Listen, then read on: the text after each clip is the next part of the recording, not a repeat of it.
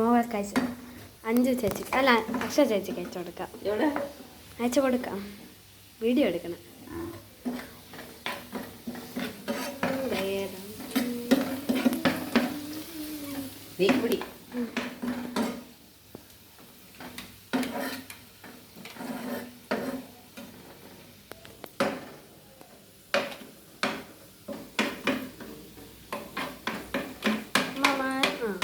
ഇതിലേക്ക് മല്ലിപ്പൊടി 3 table spoon, മുളക് പൊടി 1/2 ടേബിൾ സ്പൂൺ,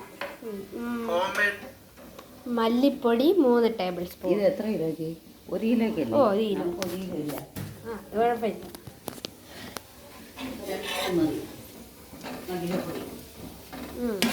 നമ്മൾ ഓൾറെഡി ഇതിലിട്ടായിരുന്നല്ലോ.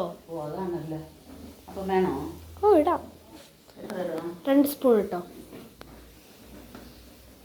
കാശ്മീരി മുളക് പൊടി,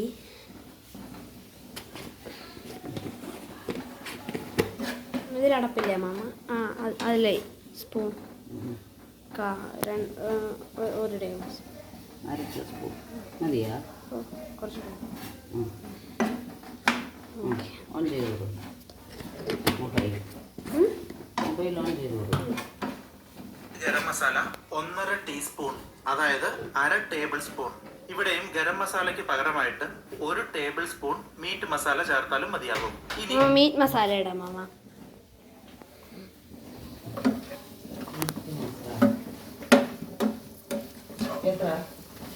മീറ്റ് മസാല 1/2 ടേബിൾ സ്പൂൺ, അതായത് കുറച്ച് എന്നിട്ടാൽ മതി. കുറച്ചെണ്ണ ഒഴിക്കണോ? കട്ടിയായിപ്പോയി മാമ. എന്തോന്നാ ഇത്? കട്ടിയതാ എന്നതാ അവിടെ? ഇനി അടുത്തെന്തോന്ന്? ഈ മസാലപ്പൊടികളുടെ പച്ചച്ചുവയൊക്കെ ഒന്ന് മാറുന്നതിനായിട്ട് 1/2 മിനിറ്റ് നേരം ഇളക്കി കൊടുക്കുക. തീ ലോ ഫ്ലെയിമിൽ തന്നെ വയ്ക്കുക. 25 അതിനുശേഷം സെക്കൻഡ്. ഉടൻ തന്നെ ഇതിലേക്ക് നമ്മൾ നേരത്തെ പ്രഷർ കുക്ക് ചെയ്ത് വെച്ചിരുന്ന ബീഫ്, അത് വേവാൻ ഉപയോഗിച്ച വെള്ളത്തോടൊപ്പം തന്നെ ഇതിലേക്ക് ചേർക്കുക. എല്ലാം ഒന്ന് ഇളക്കി യോജിപ്പിച്ച ശേഷം ഇതിലേക്ക് കുറച്ചേറെ കറിവേപ്പില ചേർക്കുക. നമുക്ക് ഇതിലോട്ട് നിൽക്കുമോ? യെസ്. നമുക്ക് വെള്ളമൊന്നും ഇല്ലാത്തതുകൊണ്ട് കുറച്ചുകൂടെ വെള്ളം ആഡ് ചെയ്ത് കൊടുക്കാം. ആണോ? ഓ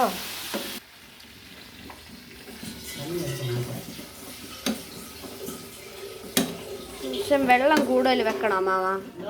കറി കൂടുതൽ പപ്പ വെക്കാൻ പറഞ്ഞു. ഈ വെള്ളം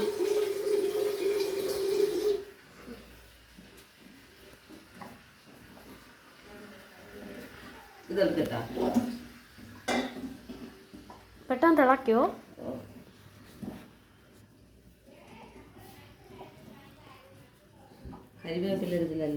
കറിവേപ്പില ഉണ്ടല്ലോ ഫ്രിഡ്ജിലില്ലേ?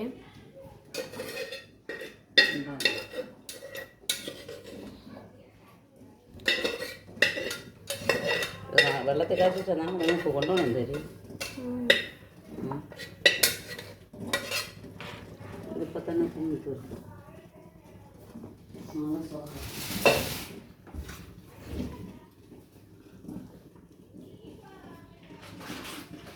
പൊടികൾ മതിയല്ലേ?